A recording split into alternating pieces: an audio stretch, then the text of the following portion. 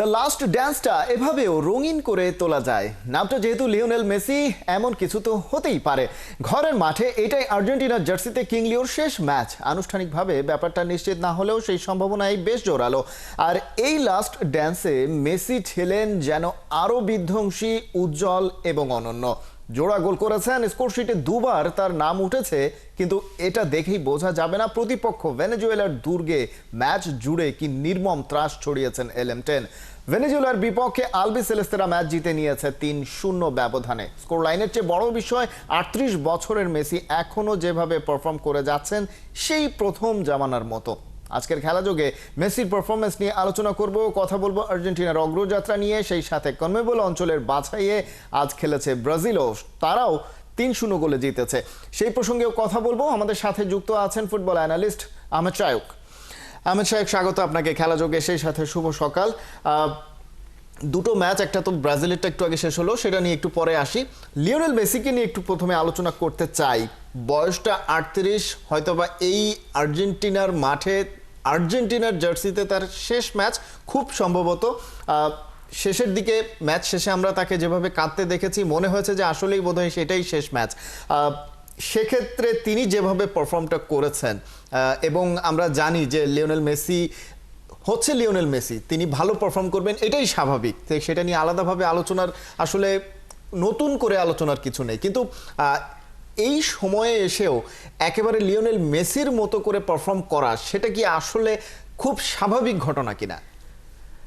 হ্যাঁ, অবশ্যই স্বাভাবিক ঘটনা, কারণ তার যে লেভেল, সেই লেভেলের ধারে কাছে আসলে বিশ্বের কোনো ফুটবলারই আজকে কাছাকাছি খুব একটা বেশি নেই তার ট্যালেন্টের কাছে। এবং এরপরে আরও একটা বেশি যেটা যুক্ত হয়, যে পুরো আর্জেন্টিনার যে দলটাই আসলে তারা মেসির সাথে খেলতে এবং তাকে মেসিকে খেলাতে আরও বেশি উদ্বুদ্ধ ফিল করে। এর জন্য আপনি দেখবেন যে ফরমেশন বলেন বা প্লেয়ারদের খেলার স্টাইল ধরেন, সবাই মেসি কেন্দ্রিক খেলাটা হয়। যেই গোলগুলো দেখছিলাম, যেই দুইটা গোলই দেখলাম, যে তারা ধরেন যে এমনভাবে কাটব্যাক করে আর কি মেসিকে পাসটা দিতে, যাতে মেসি খুব সহজেই গোলটা করতে পারে। তো ওই পজিশন থেকে বলটা ছাড়া মেসিকে নির্ভর করে, ওইটা একটা টিম বন্ডিংয়ের অনেক বড় একটা ব্যাপার থাকে। তো আসলে আমি বলবো যে পুরো ম্যাচটাই ছিল মেসির লাস্ট ম্যাচে সেলিব্রেশনের মতন করেই, যার কারণে সবাই ওইভাবে খেলেছে। প্লাস আপনি যদি এখন মেসি যে কত কোয়ালিটিফুল একটা প্লেয়ার, এটা যদি আপনি চিন্তা করেন, তাহলে আপনি দেখবেন ঠিক সেকেন্ড গোলটা, যেটা কিনা হচ্ছে মার্টিনেজ গোলটা দিয়েছে, কিন্তু তার আগে একটা খুবই বুদ্ধিদীপ্ত একটা ফ্রিকিক থেকে কিন্তু লেফট উইংয়ে পাসটা দিয়েছিল মেসি। সো ওগুলোতেই বোঝা যায় যে তার লেভেল, তার থিঙ্কিং, ফুটবল থিঙ্কিংটা বাকি 10টা প্লেয়ারের থেকে কত আগিয়ে আছে। তো এর জন্য আমি বলবো যে তার লেভেলটা ডিফারেন্ট, এবং তাকে নিয়ে আসলে আমাদের মানে সেলিব্রেট করা উচিত, কারণ তার ক্যারিয়ারের শেষের দিকে আসছে। প্লাস আর্জেন্টিনার মাঠে, হ্যাঁ, হয়তো এটাই শেষ খেলা ছিল তার, কারণ হচ্ছে যে ওয়ার্ল্ড কাপের এর পরে হয়তো এই যে আপনার এই উইন্ডোর পরে, এই সেপ্টেম্বরের উইন্ডোর পরে এরপরে যা খেলা আছে ওয়ার্ল্ড কাপের আগ পর্যন্ত সম্ভবত সবই আর কি ফ্রেন্ডলি ম্যাচ হবে। তো যার কারণে আর্জেন্টিনা যেটা হয়, যে আর্জেন্টিনার টিমের যে ব্র্যান্ডিং ভ্যালুটা এত, এখন সবাই চায় তাদের দেশে আছে আর্জেন্টিনা খেলতে আসুক। তো মোরাললেস ওয়ার্ল্ড কাপের আগ পর্যন্ত হয়তো আপনার আর্জেন্টিনার বাইরেই তাদেরকে ফ্রেন্ডলি ম্যাচগুলো খেলতে হবে। তো এর জন্য সেটা হয়তো তার আগের থেকে জানে, যার কারণে ওই জানাটার কারণে আর কি মেসি একটু বেশি ইমোশনাল হয়ে গেছে ম্যাচ শেষে। নিঃসন্দেহে সেটা তো আছেই, কিন্তু আমরা দেখেছি যে লিওনেল মেসির আজকের যে খেলাটা, আপনিও বলছিলেন যে মেসিকে পাস দেয়া এবং তাকে দিয়ে গোল করানোর একটা প্রবণতা ফুটবলারদের ভেতরে দেখা গেছে। কিন্তু আর্জেন্টিনার ফুটবল অ্যানালাইসিস এর আগে আমরা যখন করেছি, স্পেশালি গেল ওয়ার্ল্ড কাপ থেকে এ পর্যন্ত কোপা আমেরিকার সময়টাতে, আমরা আসলে বলার চেষ্টা করেছি বা আমরা বুঝতে পেরেছি যে এই আর্জেন্টিনা দলটা আসলে শুধুমাত্র মেসি কেন্দ্রিক নয়, তারা আসলে এরকম অনেক প্লেয়ার রয়েছে যারা কিনা ম্যাচ উইনার হয়ে উঠতে পারে, টুর্নামেন্ট উইনার হয়ে উঠতে পারে। সেই ট্যাকটিক্স থেকে, লিওনেল স্কালোনির সেই ট্যাকটিক্স থেকে এই ম্যাচটা বিশেষ বলেই কি একটু অন্যভাবে খেলেছে আর্জেন্টিনা? জি, একটু তো অন্যভাবে খেলেছে। এখন যে জিনিসটা হয়েছে যে আর্জেন্টিনা অলরেডি তো কোয়ালিফাই করে ফেলেছে ওয়ার্ল্ড কাপের জন্য। তো এখন যতগুলা ওরা ইন্টারন্যাশনাল ম্যাচ পাবে, ওরা চেষ্টা করবে এইটাকে একটু ঝালিয়ে নেওয়ার জন্য, যে যেসব প্লেয়ারগুলা তারা হচ্ছে ওয়ার্ল্ড কাপে সাবস্টিটিউট বেঞ্চে থাকবে, তাদের জন্য একটা ভালো একটা গেম টাইম হচ্ছে। তো একদিকে যেরকম লিওনেল মেসি ইম্পর্ট্যান্ট আর্জেন্টিনার জন্য, অন দি আদার হ্যান্ড এখানে আরও বেশ কিছু ইয়াংস্টার আছে যারা কিনা মেসির সাথে খেলছে ওয়ার্ল্ড কাপে, প্লাস হচ্ছে অন্যান্য প্লেয়ারদের সাথে কম্বিনেশনটা কি হচ্ছে, এটা ঝালাই নেওয়ার জন্য একটা খুব ভালো একটা সুযোগ। আপনি দেখবেন যে বেশ কিছু সাবস্টিটিউশন হয়েছে। নর্মালি আর্জেন্টিনার ম্যাচে দেখা যায় তাদের সাবস্টিটিউশনটা খুব লিমিটেড থাকে, বাট এই ম্যাচে আমি দেখলাম যে বেশ কিছু তারা সাবস্টিটিউশন করেছে বিভিন্ন বিভিন্ন পজিশনে। প্লাস এনজো ফার্নান্ডেজের মতন প্লেয়ার হলুদ কার্ডের কারণে হচ্ছে আজকে খেলতে পারে না, তো যার কারণে মিডফিল্ডে আরও একটু জায়গা তৈরি হয়েছে। আপনি থার্ড গোলে যে অ্যাসিস্ট করলো আলমেইডা, তারপরে আপনি পরে সাবস্টিটিউশনে যে নামলো নিকো প্যাজ, এরা হচ্ছে আর্জেন্টিনার নেক্সট ভবিষ্যৎ। মানে এই ওয়ার্ল্ড কাপের পর থেকে কিন্তু তারাই আসলে হাল ধরবে আর কি।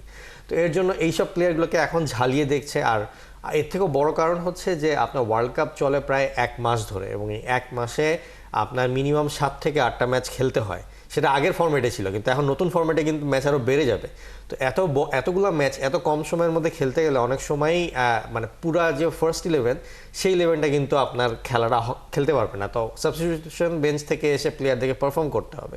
তো এই ম্যাচগুলা হচ্ছে এই ট্যাকটিক্সটা সাজানোর জন্যই বা এই প্লেয়ারগুলোকে বাছাই করার জন্যই আর কি বেস্ট জায়গা আমি বলবো।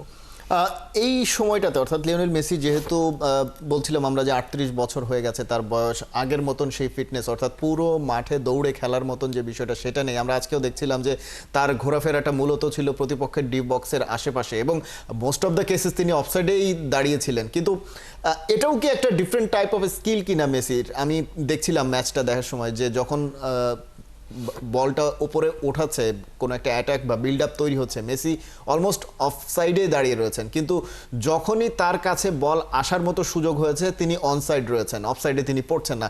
এটা কি একটা ডিফারেন্ট টাইপ অফ স্কিল কিনা?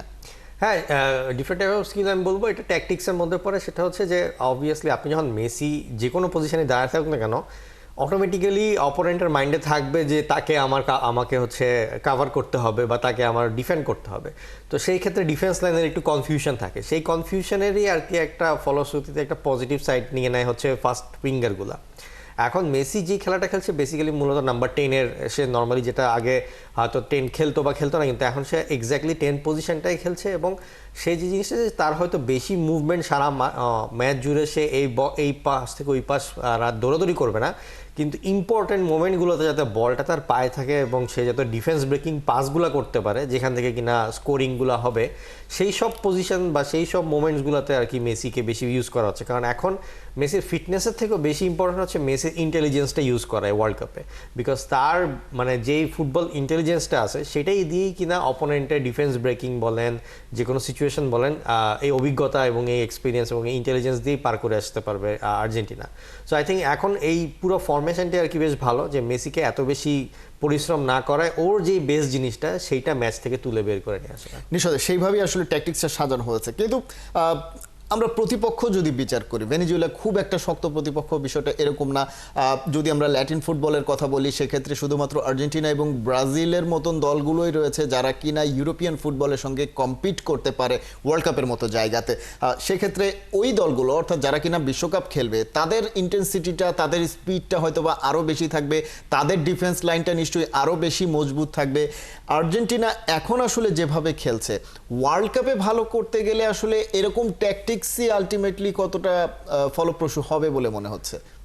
জি, এখন ওয়ার্ল্ড কাপের ক্ষেত্রে অনেক কিছুই ব্যাপার চলে আসে, যেরকম ধরেন যে ম্যাচগুলো কত দিন পর পর হচ্ছে। যেরকম ধরেন যে আমরা নর্মালি লিগের ম্যাচগুলো দেখি যে 1 সপ্তাহ পর পর নর্মালি খেলা হয়ে থাকে, কিন্তু ওয়ার্ল্ড কাপে এগুলো কিন্তু ধরেন যে 1 সপ্তাহের মধ্যে 3টা ম্যাচ হয়ে যায়। তো সেই ক্ষেত্রে অনেক শাফলিং অ্যারাউন্ড করতে হয়, এবং সেই ক্ষেত্রে যে জিনিসটা হয় যে অপোনেন্টেরও অনেক কিছু পজিটিভ এবং নেগেটিভ সাইড থাকে।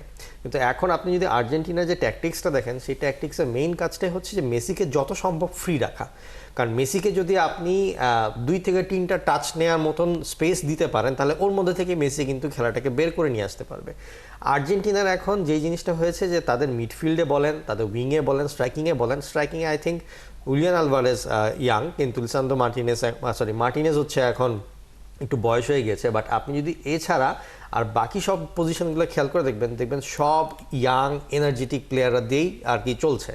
তো যার কারণে হয়ে গেছে যে ওই মেসির যেই নন মুভমেন্টটা, যেটা কিন্তু সে বলছি যে যেটা কিনা সে কম মুভমেন্ট করছে, সেটা বাকিরা কিন্তু এনার্জি দিয়ে আর কি ফুলফিলটা করছে। এবং এর ফলে যে জিনিসটা হচ্ছে যে মেসির ওই যেটা বলছিলাম যে ইন্টেলিজেন্সটা ইউজ করে বাকি সবার পেসটা ইউজ করা হচ্ছে। এই জন্য মেসি এই কারণে আমি বলবো যে অফসাইড লাইনে দাঁড়িয়ে আছে, কারণ যখন পুরো টিমটা আর কি স্পেস দিয়ে আগা যাচ্ছে, মেসি হয়তো ওই পেসটা এখন ওদের সাথে মানিয়ে নিতে পারবে না, কিন্তু দিন শেষে হচ্ছে কি ওরা পেসে আগে গেলে মেসি ওই নাম্বার 10 পজিশনটা ডি বক্সের বাইরে দাঁড়ায় ফিনিশগুলো করতে পারছে। তো এই কারণে মেসির মুভমেন্টটা এখন ক্যালকুলেটিভলি ওরকম ভাবেই তৈরি হচ্ছে যে ফার্স্ট পাসটা হ্যাঁ সেই ট্যাকটিক্সটা আলটিমেটলি ওয়ার্ল্ড কাপেও হয়তো বা কাজে লাগানোর লেগে যাবে, চেষ্টা করবে আর্জেন্টিনা। কিন্তু আমরা জানি যে আধুনিক যে ফুটবল, স্পেশালি আমরা ইউরোপিয়ান ফুটবলগুলোতে দেখি রিয়াল মাদ্রিদ যেরকম উইং থেকে অ্যাটাকগুলো পরিচালনা করে তারপরে হয়তোবা একটা থ্রু পাস কিংবা হয়তোবা একটা ক্রস থেকে গোল করার চেষ্টা করে। সাধারণত দেখা যায় যে যখন খুবই কাছাকাছি শক্তির দল হয় তখন এই টাইপের অ্যাটাকগুলো হয়, উইং থেকে অ্যাটাকগুলো হয়। আর্জেন্টিনার তো আসলে সেইভাবে অ্যাটাকগুলো আসছে না, উইংয়ে যাচ্ছে না, তারা একেবারেই মাঝামাঝি দিয়ে অ্যাটাকগুলো করছে। সেটা কি তাহলে তাদের জন্য স্কোর করাটা আমরা আজকেও দেখতে পেয়েছি বেশ কিছু চান্স তারা মিস করেছে। সেটা আসলে কি এই যে ডিফারেন্ট টাইপ অফ অ্যাটাক সেটা কি আসলে ওয়ার্ল্ড কাপে কাজে লাগবে কিনা, অর্থাৎ উইং এর ব্যবহারটা একটু কম আর্জেন্টিনার? জি, এখন ওয়ার্ল্ড কাপের ক্ষেত্রে যে জিনিসটা হচ্ছে যে অন্যান্য দেশগুলোও কিন্তু এরকম না যে সারা বছর ধরে প্লেয়ারগুলো একসাথে খেলে, তারা ওয়ার্ল্ড কাপের আগেও আসে এবং তাদের মধ্যেও বেশ কিছু কম্বিনেশন ট্যাকটিক্সের ঘাটতি থাকে। এটা ন্যাশনাল টিমের ক্ষেত্রে পুরো ওয়ার্ল্ড জুড়েই, কারণ কন্টিনিউয়াসলি এখানে অনেক দিন পর পর খেলা হচ্ছে যার কারণে একটু প্রবলেম হয়েই থাকে। বাট আর্জেন্টিনার আমি যে জিনিসটা বললাম যে ইন্টেলিজেন্সটার ব্যাপারটা হচ্ছে যে মেসির যে ইন্টেলিজেন্স সেটার কারণে সে অন্যান্য টিমের যে বাকি সব মিডফিল্ডের থেকে কিন্তু একটু আলাদা হয়ে থাকবে এবং মেসি যদি দুইটা টাচও নিতে পারে সে পুরো টিমটাকে এমনভাবে গুছায় নিয়ে আসবে বা এমনভাবে বলগুলোকে সরিয়ে অন্য প্লেয়ারকে দিবে যার কারণে ট্যাকটিক্স একটু বেটার থাকবে। আপনি যদি ওয়ার্ল্ড কাপের নর্মাল ম্যাচ দেখেন যে বেশিরভাগ ক্ষেত্রে 80 to 90% ম্যাচই কিন্তু খুব কম স্কোরিংয়ের হয়, এরকম হয় না যে অনেক হাই স্কোরিং ম্যাচ হয়, এক্সেপ্ট গ্রুপ স্টেজে হয়তো একটু কম শক্তির দল আসলে হচ্ছে আপনার একটু স্কোর লাইনগুলো বড় হয়। আপনি এরকম ব্রাজিল জার্মানির মতন 7-1 মতন হচ্ছে ওই রকম স্কোর লাইন তো সবসময় পাবেন না। মেইনলি আর্জেন্টিনার সাথে কম্পিটিশনে আসতে পারবে হচ্ছে সেকেন্ড রাউন্ড বা কোয়ার্টার ফাইনাল থেকে টিমগুলো। তো ওই সব ক্ষেত্রে আমার মতে মনে হয় যে খেলাগুলো ওই যে জিনিসটা বললাম যে ইন্টেলিজেন্স দিয়েই তখন বের হয়ে আসে রাদার দ্যান ফিজিক্যাল ফিটনেস। নিঃসন্দেহে আমরা একটু যদি ব্রাজিলের খেলাটার আলোচনায় আসি, ব্রাজিল দলটাতে আমরা দেখতে পেয়েছি আনচেলত্তি তার টিমের বেশ কিছু স্টারকে দলের বাইরে রেখে তারপর কোয়ালিফায়ারের লাস্ট দুটো ম্যাচ খেলার সিদ্ধান্ত নিয়েছেন।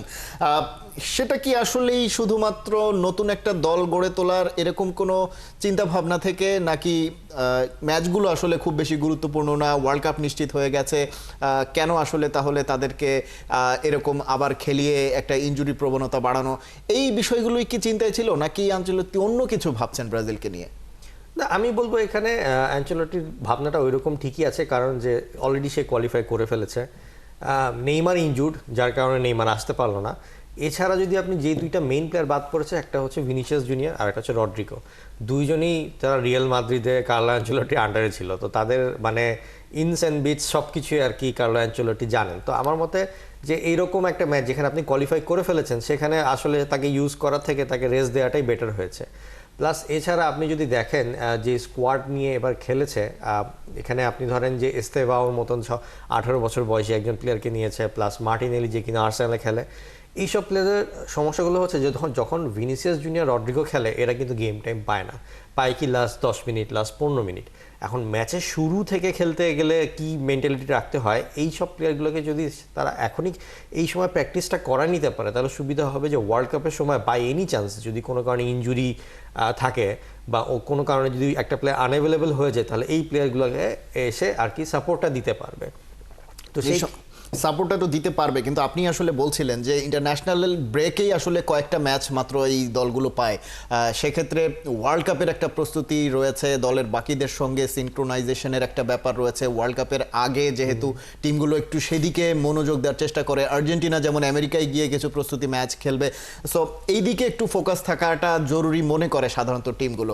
সেক্ষেত্রে মূল দলের যে তারকারা তাদেরকে নিয়ে দল গুছিয়ে কোয়ালিফায়ারের লাস্ট দুটো ম্যাচ কাজে লাগালো না কেন ব্রাজিল? সেই দিকে কি আসলে তাদেরকে আসলে সেই প্রয়োজনীয়তাটা নেই? মানে আপনি বলছিলেন যে আনচেলত্তি খুব ভালোভাবে জানেন রিয়াল মাদ্রিদের প্লেয়ার সম্পর্কে, কিন্তু তার টিমমেটদের সঙ্গে তো বোঝাপড়ার বিষয়টা রয়েছে। হ্যাঁ, এখানে যে জিনিসটা যে আপনার এইটা তো সেপ্টেম্বরের উইন্ডো, এরপরে অক্টোবর নভেম্বরে একটা উইন্ডো আছে, এরপর একবারে মার্চে একটা উইন্ডো আছে। সো এরপরে আরও 3টা উইন্ডো পাবে হচ্ছে ব্রাজিল আপনার ওয়ার্ল্ড কাপের আগ পর্যন্ত। তো এখন ধরুন যেহেতু এই উইন্ডোতে আপনার কোয়ালিফাই করা আছে অলরেডি, সো সেই ক্ষেত্রে এই 2টা ম্যাচ সে হয়তো একটা প্র্যাকটিস ম্যাচের হিসেবে দেখতে পারে। বাট আমার মতে অক্টোবর, নভেম্বর আর মার্চের যেই উইন্ডোটা হবে এবং এরপরে যে ওয়ার্ল্ড কাপ শুরুর আগে যে একটা বড় একটা টাইম পাবে আর কি অ্যানচেলত্তি, এই পুরো প্ল্যানিংটা সে তখন তার মূল টিম নিয়ে কাজ শুরু করবে। এই ক্ষেত্রে সুবিধা যেটা হবে যে এই অক্টোবর, নভেম্বর আর মার্চের উইন্ডোতে আনচেলত্তি যদি টপ লেভেলের টিমের সাথে হচ্ছে ফ্রেন্ডলি ম্যাচগুলো অ্যারেঞ্জ করে, তাহলে হবে কি তখন টিম কম্বিনেশনটা অ্যাকচুয়ালি রড্রিগো আর ভিনিসিয়াসের সাথে বাকি সবার কীরকম হচ্ছে ওই জিনিসটা আর কি তখন ভালোভাবে সে ঝালিয়ে নিতে পারবে।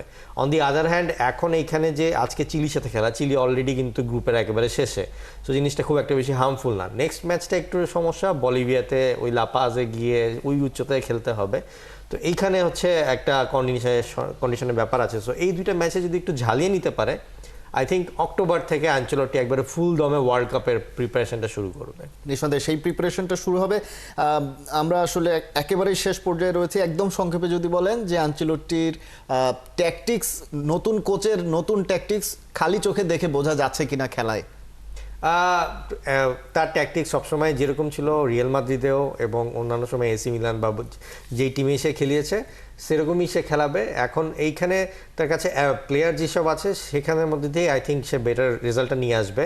17 বছর বয়সে এস্তেভেও চান্স পাওয়া মানেই যে আসলে বোঝা যাচ্ছে যে তার আসলে নজরটা বেশ ভালো এবং ভালো প্লেয়ারকে সে পিক করে নিয়ে আসছে।